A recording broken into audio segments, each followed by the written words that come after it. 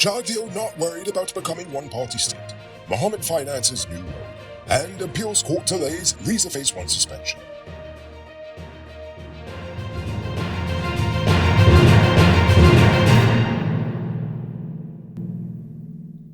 Hi, I'm Rico Bulford, and this is Uncut News. News happening. Send us a tip on WhatsApp at 592-659-615. Jardio stated in an interview posted yesterday that he is not worried about Ghana becoming a one-party state, and the people who are worried about it should just stop complaining. In fact, he believes things would be better under a complete PPP-dominated Guyana. And some people are concerned about the dominance you have as a party at the central government level, and now the potential dominance you will have at the local government level. And they're thinking that it's almost becoming like a one-party state, and it makes them kind of uncomfortable. You want to speak to that? Do they have a right to be concerned? No, I don't think they should worry about that, because a one-party state comes about when parties don't have an open contest. Where people have the right to make choices, you can never have a one-party state. You might have a party that is dominant, but dominant based on the choice of citizens. So we must all commit to have a fair contest. In a contest now, a fair contest, citizens can choose freely, and they can do so, and we urge them to do so on the basis of track record and trustworthiness. People who keep their promises. Let me ask. So I'm not worried about a one-party state. In fact, I believe a Georgetown under a PPP town council will see greater advances, because we'd have like-minded individuals in the city council who will we can push them to make the changes in the city necessary to improve the lives of people. On a related note, APNU is accusing the government of vote buying and intimidation ahead of local government elections in Ghana. APNU spokesman on local government Ganesh Mahipal called for GCOM to investigate the issue and ensure that voters are not being intimidated on election day. Mahipal also criticized the PPP for coercing voters and violating secrecy of the ballot by encouraging voters to take photographs of their ballot papers after they've collected the money which they've presumably been given by the PPP. All of which are... And guess who's paying for the campaign? Us, the taxpayers. Or at least we have to assume as much, because Jardio is refusing to update campaign financing laws in Ghana, claiming that it may make their campaign donors get targeted. And yet we have people who are gullible enough to believe that that is a good enough excuse. So much for transparency and good governance. And I'm supposed to believe that he can actually handle a one-party state? Absolute power corrupts absolutely. The National Two-Shows Council Secretariat in Georgetown will soon be occupied pending the procurement of office equipment and furnishing. The $100 million facility was financed by the Ministry of Amerindian Affairs, and it will be commissioned shortly, and it consists of an administrative section and a dome for meetings and events. The building will also accommodate two-shows traveling to Georgetown for meetings, and electricity will be provided by GPL and solar power. The government has allocated $20 million for furnishings in the new facility this year. The Education Ministry signed 7 contracts totaling $688.159 million for the construction of the Christchurch Secondary School, which was destroyed by fire 5 months ago.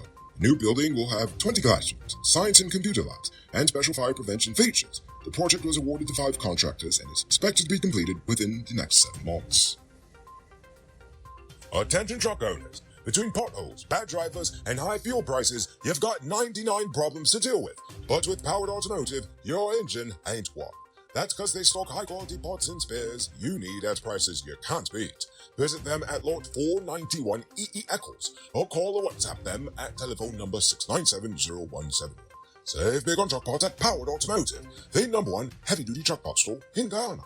Waiting on hold, tracking down a delivery driver, or carrying cash for your food orders? GT Eat is here to make your life easier. Guyana's first cashless food ordering and delivery app. Choose from Georgetown's top restaurants, pay securely with your card, and get your food delivered right to your doorstep. With the convenience of being able to order from your phone and the added feature of tracking your order, GT Eats is the ultimate solution for all your food needs. Download the app on Apple and Android stores and start ordering the easy way today. Mohammed's Enterprise constructed a 500-foot by 22-foot asphalt road with concrete drains on both sides for the residents of Lambada Street in Providence on the East Bank at a cost of 30 million Ghana dollars. The company urges other contractors to complete their road projects to specification and to not skimp on materials to prevent deterioration and accidents. Team Mohammed also believes that the main road leading from Ghana's main port of entry to Georgetown should be of international standard and has been disappointed with the quality of roadworks we've seen in the nation over the years. So, yeah, Mohammed, show him how it's done. JDF Captain Rondell Douglas was killed during a robbery in the North Rumpelt area of Georgetown whilst providing taxi services in his private car. He was reportedly hired by a young man who, along with an accomplice, attacked and shot him before stealing his car. The police are investigating the incident and searching for the stolen vehicle. Douglas was remembered by family and colleagues as a loving and disciplined officer who always performed well. He will be missed. Rest in peace, Captain Rondell Douglas. The Ghana Fire Service is reminding people not to leave children unattended at home after a fire in Mahaica claimed the lives of 2 young sisters. The fire service is urging citizens to exercise caution and follow safety measures to avoid home fires and to educate children on the dangers of fire starters and keep them away from the cooking area. The fire service is also calling for more people to install smoke detectors and fire extinguishers at home.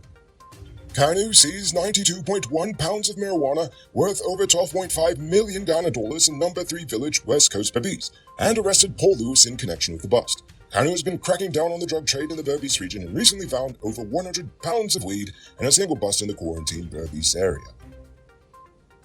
Bandits robbed Eureka Medical Laboratory in Georgetown, taking an undisclosed amount of cash. 2 guards were forced to open the building and were tied up while the perpetrators stole a metal safe and fled in a white Toyota Ist motor car with a license plate number PPP 4592. Investigations are ongoing. Now for today's oil update. Exxon has more time before tasked to follow a court order to suspend operations.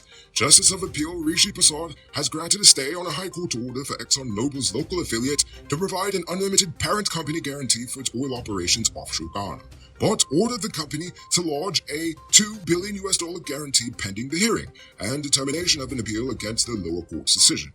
The case was filed by the president of the Transparency Institute of Guyana Incorporated, and a Guyanese citizen, to enforce the liability clause in the permit and ensure Exxon takes full financial accountability in the case of harm, loss, and damage to the environment from a well blowout, oil spill, or other failures.